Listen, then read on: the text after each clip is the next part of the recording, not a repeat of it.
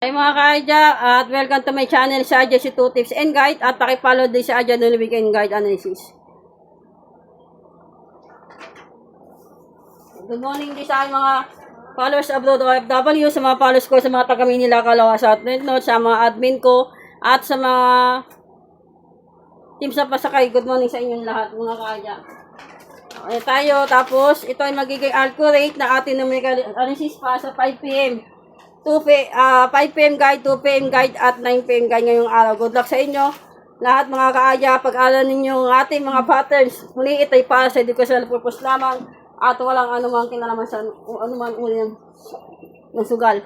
Kaya tayo at dalangin ko magkaroon tayo ng pagpapala. Siksig, lagig at umabot na biyaya ngayong araw ng May 10, 2026. Happy Mother's Day po sa inyong lahat, mga subscribers ko. Kaya tayo, makikita nyo sa aking whiteboard, May 10, 2026. Paki-PM na lang din po ko dyan. Ayan po yung 9 PM guide na 14.25 at 15.24. At 24 inikot. Pin na lang din po kayo dyan sa mga asin na nakikita nyo sa aking whiteboard. Tapos, ito naman, yung ating 2 PM guide na 34 saka 43. Maliktaran po yan. Pin na lang din po kayo dyan at inikot-ikot ko na po yan lahat. Tapos ito naman yung everyday, daily, was adya na 2 digit at 3 digit alalagay sa trio at twin number mga kaadya ngayong araw ng May 10, 2026.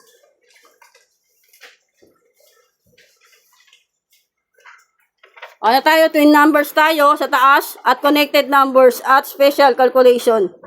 Yan. Ayan yung spotlight mix natin, ibig sabihin yan. Ayan tayo, ito yung everyday numbers was adya 3 digit. Yan. Tapos ito yung ating main focus ngayong araw na May 10. Hanapan niyo po yan na pares. Pwede yung pares na birthday na asawa ninyo, ng anak ninyo, o kaya na birthday ninyo. Kahit ano po pares niya, pwede yan. Sample na po sa gilid. Tapos ito naman yung mga depensa mga kaadya. Yan din po kaya sa mga bilog na nakikita nyo sa aking whiteboard. Tayo at maraming salamat po sa inyo sa mga bago nag-subscribe sa YouTube channel. At bisitahin nyo lang din sa aking Adya Numeric and Guide Analysis mga kaadya. Muli, inuulit ko, ito ay para sa educational purpose lamang at walang anuman kinalaman sa namang uri ng sugal. Ang ating analysis ay base lamang sa numerical probabilities at para sa educational purpose lamang. Later responsibility mga kaadya, at dalangin kong makapagbigwin tayo ngayong araw na May 10, 2026, 10-10. I-manifest natin yan. Good luck at susunan tayo. Happy lang mga kaadya. At balik-balikan nyo lang din yung nakaraan nating analyst number. Wala na May 6, 7, 8, May 9 mga kaadya. Good luck at bye-bye at susunan tayo. Happy lang. Focus, positive vibes at clean tayo mga kaadya. Ikaw na po bahala. Good luck mga kaadya.